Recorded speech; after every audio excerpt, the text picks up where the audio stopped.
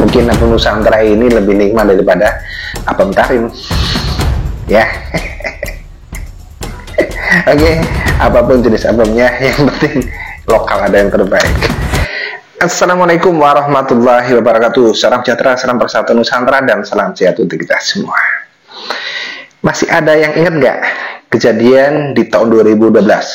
Tepatnya pada tanggal 30 Oktober tahun 2012. Ada seorang Habib yang tewas karena dibacok oleh seseorang. Ya, tahun 2012 itu belum ramai masalah nasab, sehingga orang akan tidak perlu melihat apa yang dilakukan oleh Habib tersebut, sehingga dia itu dibacok.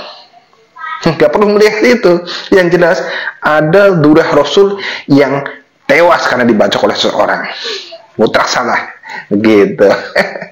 Ada yang tahu kenapa kok Habib Alwi, iya itu Habib Alwi namanya, itu tewas dibacok? Kenapa? Ini jawabannya. Assalamualaikum warahmatullahi wabarakatuh. Selamat datang guys di channel Diam Saudara.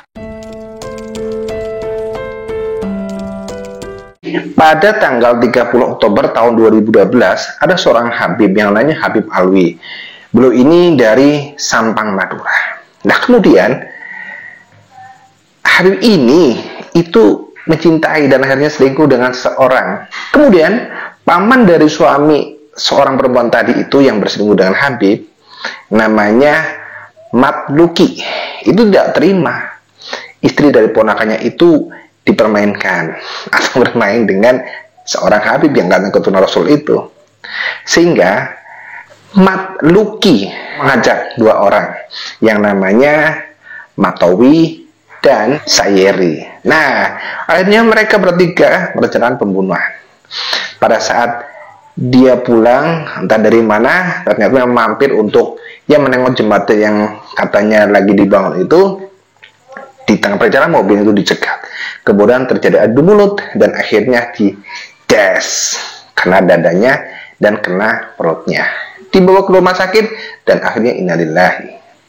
Kemudian Matluki kabur, tapi akhirnya tertangkap. Nah, setelah Matluki tertangkap, akhirnya Matowi dan Sayeri pun ikut tertangkap. Akhirnya Matluki itu divonis penjara seumur hidup, dan Matowi serta Sayeri divonis hukuman penjara 20 tahun. Iya, dari cerita tersebut, mungkin zaman dulu orang tidak akan melihat kenapa kok sih ada seorang Habib bisa dibantai oleh orang biasa gitu. Kenapa?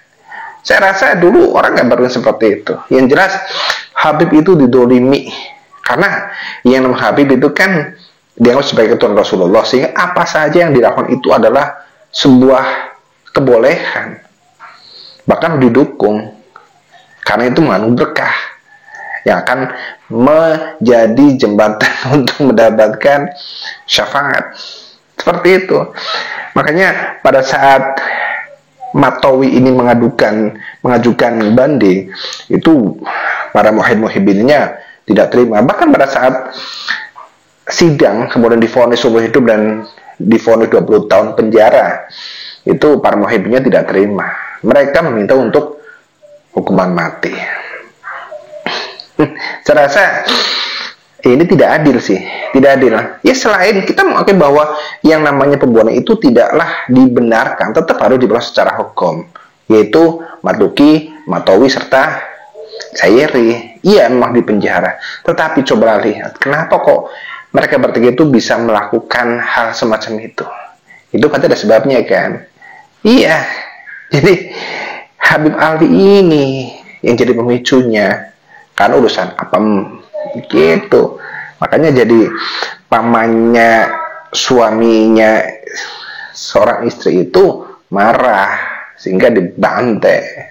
Mungkin zaman-zaman dulu karena minimnya sosial media dan ya karena orang masih lebih cenderung meyakini bahwa Habib itu adalah Rasul, ya sebelum adanya masalah tesis dari Kiai Imad ini, ya orang kan membutuhkan mata. Pokoknya yang dibilang oleh Habib itu adalah sebuah kebenaran, intinya begitu. Mau dibilang apa, kan nggak bakalan bisa. Bahkan orang yang mengatakan, misalkan seperti saya mengatakan nih, bahwa Habib Alwi itu seorang yang kurang ajar karena bersinggung dengan istri orang itu, mungkin saya yang dibantai. Saya pasti akan dibantai.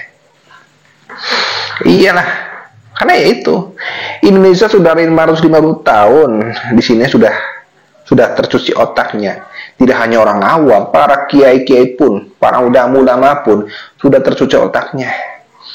Iya karena hidayah dan karena wasilah dari Kiai Madun Usman dengan tesisnya itu, masya Allah sekali, luar biasa sehingga sekarang banyak sekali muhibbin yang sudah bisa berpikir secara rasionalis, sudah bisa menggunakan hati dengan logika sehingga mereka sadar, dan bukti-bukti bahwa Habib itu bukanlah Durah Rasul itu sudah terpampang di depan mata, sudah jelas gitu.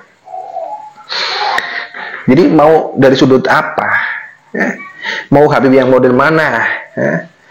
Habib yang alim, Habib yang akhlaknya baik. Ya, tetapi ketika mereka masih meyakini mereka adalah Durah Rasul hanya dengan tutur kata yang manis, itu tidak mewakili.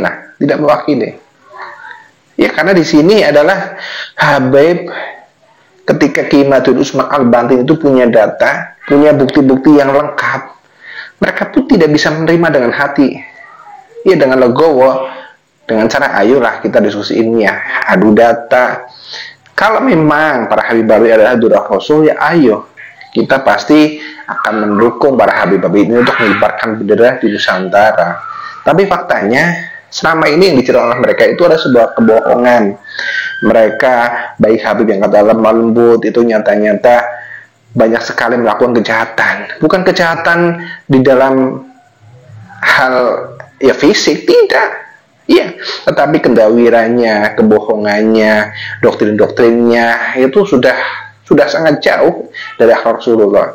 Bahkan cerita-cerita khurafat, ya, cerita khurafatnya itu pun tidak masuk akal. Walaupun yang namanya ghaib, ya memang takarannya berbeda cara melihatnya dengan orang awam.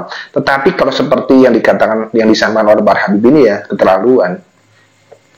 Iyalah, itu tidak benar. Bahkan sekarang, ya, yang namanya DNA itu adalah sebagai sarana pendukung untuk menguji genetika seseorang. Ya minimal mendekati kevalidan lah. Walaupun para pakar DNA itu mengatakan ini valid. Tetapi kalau dulu Habib Rizik mengatakan bahwa DNA itu adalah wajib, bahkan dari Ketua Maktab TMI pun itu mengatakan bahwa salah satu untuk menunjukkan kevalidan genetika dari keturunan Balwi itu adalah dengan cara tes DNA. Tapi dari Hanif Al-Athar dan para Habib lainnya sekarang malah menghalalkan. Iya, bahkan sekelas Habib Lutfi yang katanya waliullah, yang katanya sopan santun, lemah lembut, ahli thariqah, kemudian cinta NKRI, itu lebih kejam malah membelokkan sejarah-sejarah di Nusantara. Tidak hanya membelokkan organisasi NU, sejarah Jatman dan sebagainya, tetapi sejarah-sejarah leluhur, sejarah-sejarah tokoh bangsa, sejarah makam-makam leluhur Nusantara, dia belokkan, diganti namanya dengan moyangnya dia, dengan moyang-moyang dari Balwi. Ya seperti ini kan nyata gitu loh. Sebenarnya para muhibbin itu melihat dari sisi itu gitu loh. Siapa yang dipandang Habib ini bisa dipandang, bisa mewakili kebaikan dari keturunan Balwi. Coba dihitung, dilihat siapa Habib mana, coba dilihat kebaikannya apa. Mau mengatakan Habib Syekh itu mengakui bahwa Habib Rizik itu gurunya NU. Kapan? Sejak kapan? Bahkan Habib Rizik ini memusuhi NU. Bahkan sekarang Mars Subhanallah itu pun dihak ciptakan oleh Habib Syekh. Ini kan kurang ajar sekali. Habib mana lagi yang sopan santun? Hah? Habib Novel itu malah gila hormat, kebangetan cara untuk menghormati leluhurnya, maksa banget pribumi untuk menjadi budaknya. Habib mana Bagil? Oh, Habib yang mana? Apalagi kalau untuk urusan masalah apem, saya kira memang di dunia ini untuk yang paling gemar untuk masalah apem itu ya bukan di Jepang, bukan di Amerika, tapi di Tarim. Iya, kalau di Jepang, di Amerika oke. Mereka katakanlah orang yang tidak paham tentang masalah hukum agama. Tetapi kalau para Habib ini itu fasih. Ya, karena maksud sebagai Rasulullah. Tapi apa yang mereka lakukan? Sehingga kalau masalah Habib Alwi ini sampai dibacok hingga tewas, itu ya karena salah dia sendiri. Walaupun yang bacok ini pun tidak bisa dibenarkan, tetapi ya tidak heran kalau ada Habib yang melakukan hal semacam itu. Jadi saya berharap untuk keluarga dari para muhibbin, istri-istrinya para muhibbin, anak-anaknya para muhibbin, semoga jangan sampai menjadi korban kekerasan para habaib untuk masalah apem. Dijagain itu apem istri-istri kalian, dijagain itu apem anak-anak kalian, ya. Karena mungkin apem Nusantara ini lebih nikmat daripada apem Tarim, ya.